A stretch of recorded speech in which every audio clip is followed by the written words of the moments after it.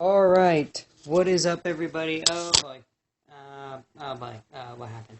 Anyways, this is the TPMaster, and we're here by the cover of my screen, I'm pretty sure you could tell that we are reading Warriors Into the Wild. So,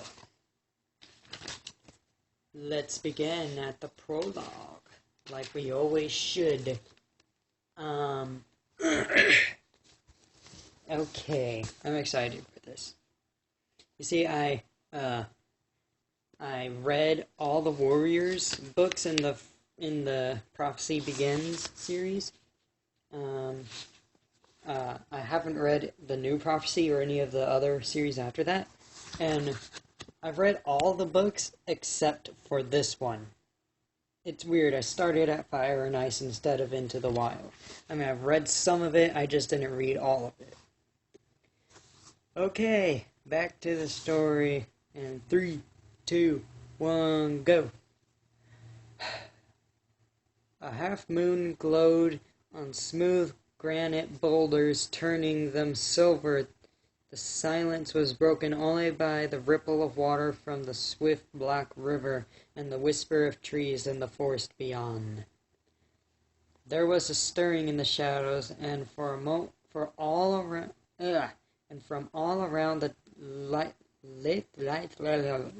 dark shapes crept stealthily over the rocks. Unsheathed claws glinted in the moonlight, wary flashes like amber, and then, as if on a silent signal, the creatures leaped at each other, and suddenly the rocks were alive with rustling, screeching cats. Cats. They're all kitties. At the center of the frenzy of fury, a massive dark tabby pinned a bracken-colored tom on the ground, who drew up his head triumphantly. "Oh, Card!" the tabby growled. "How dare you hunt in our territory? The Sunning Rocks belong to ThunderClan. After tonight, Tiger Claw, this will be just another River Clan hunting ground." The bracken-colored tom spat back. A warning yell came from the shore, shrill and anxious. "Look out! More River Clan warriors are coming." Tiger Claw turned to sleek, wet bodies sliding out of the water below the rocks, and drenched River Clan cats bounded silently up the shore and hurled themselves to battle without even stopping to shake the water off their fur. The dark tabby growled down at Oakheart. "You may swim like otters, but you and your warriors do not belong in this forest." He drew back his lips and showed his teeth as the cat struggled beneath him. The desperate scream of a ThunderClan she-cat rose above the clamor, and wiry River Clan Tom had pinned the warrior flat on her belly. Now he lunged toward her neck, with jaws still dripping from his swim across the river. Tiger Claw heard the cry and let go of Oakheart. With a mighty leap, he knocked the warrior away from the she-cat. "Quick, Mousefur!" he ordered before turning on the River Clan Tom who threatened her. Mousefur scrambled to her paws, wincing from the dark gash on her shoulder, and raced away. Behind her, Tiger Claw spat with rage as the River Clan Tom sliced open his nose. Blood blinded him for an instant, but he lunged forward regardless and sank his teeth into the hind leg of his enemy. The River Clan cat squealed and struggled free. "Tiger Claw!" The yell came from a warrior with a tail as red as fox fur. "It's useless! There are too many River Clan warriors." "No, Redtail! ThunderClan will never be beaten!" Tiger Claw yelled back, leaping to Redtail's side. "This is our territory!" Blood was he's not saying that. Blood was welling around his broad black muzzle, and he shook his head impatiently, scattering scarlet drops onto the rock. "ThunderClan will honor your courage, Tiger Claw, but we cannot afford to lose any more of our warriors, Redtail urged.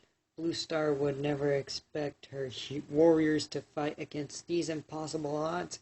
We will have another chance to avenge this defeat.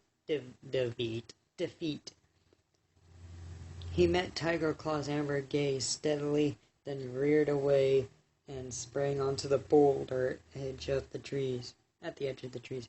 Retreat! ThunderClan, retreat! He yelled. At once, his warriors squirmed with struggle and struggled away from their opponents. Spitting and snarling, they backed toward Redtail. For a heartbeat, the River Clan cats looked confused. Was this battle so easily won?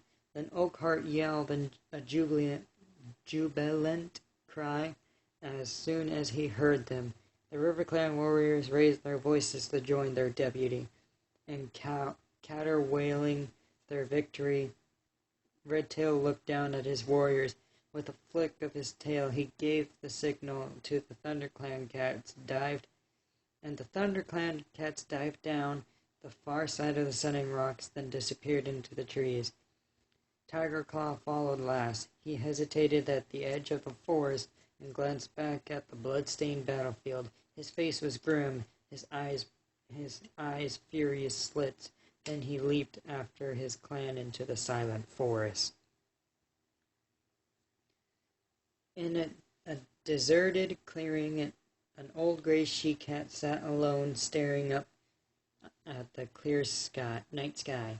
All around her, in the shadows, she could hear the breathing and stirring of sleeping cats.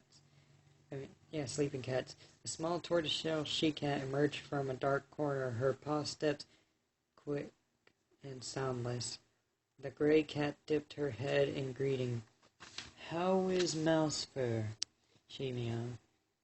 "Her wounds are deep, Blue Star," answered the tortoiseshell, settling herself on the night cool grass. "But she is young and strong. She will heal quickly." "And the others? They will recover too." Blue Star sighed. "We are lucky not to have lost any of our warriors this time. You are a gifted medicine cat, Spotted Leaf." She tilted her head again and studied the stars. "I'm deeply troubled by tonight's defeat. ThunderClan has not been beaten in its own territory since I became leader," she murmured. "These are difficult Wait, who's reading that? I'm just gonna say it. These are difficult times for our clans.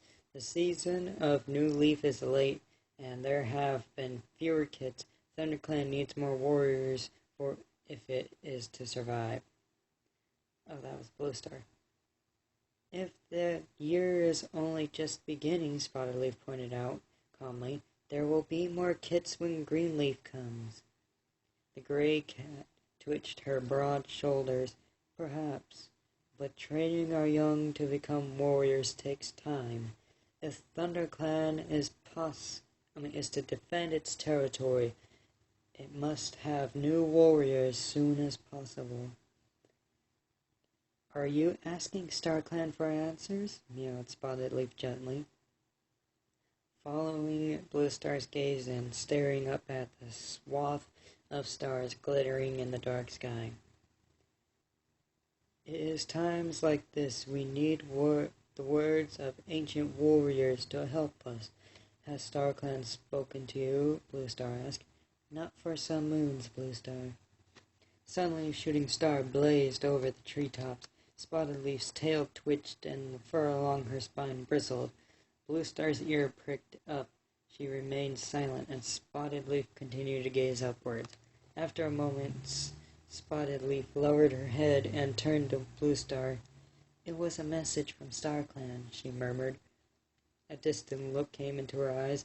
"Fire alone can save our clan." Bom, bom, bom. The prophecy begins. Anyways, fire? Blue Star echoed. "But fire is feared by all clans. How can it save us?" Spotted Leaf shook her head. do not know, she admitted, but this isn't the message StarClan had chosen to share with me. The ThunderClan leader fixed her clear blue eyes on the medicine cat. You have never been wrong before, Spotted Leaf, she meowed. If StarClan has spoken, then it must be so. Fire will save our clan. And then there's chapter 1. So, I'm going to be continuing this later on, and I'm going to be doing the rest of the books at the same time, except for Fire and Ice and Forest of Secrets, because I don't have that. I don't have those 2 books, but I have Rising Storm, A Dangerous Path, and The Darkest Hour. So I'm going to be reading the prologues of those. I'm going to be continuing the Survivors, and it's up in the air if I should, for myself, if I want to start The Giver. It's only 10 pages for the first chapter, so that's a maybe. Anyways, if you like this video, please drop a like and please subscribe. And if you want, please suggest some books for me to read to you guys. I enjoy it. And I hope you do too. And this is the TPMaster over and out. Boop.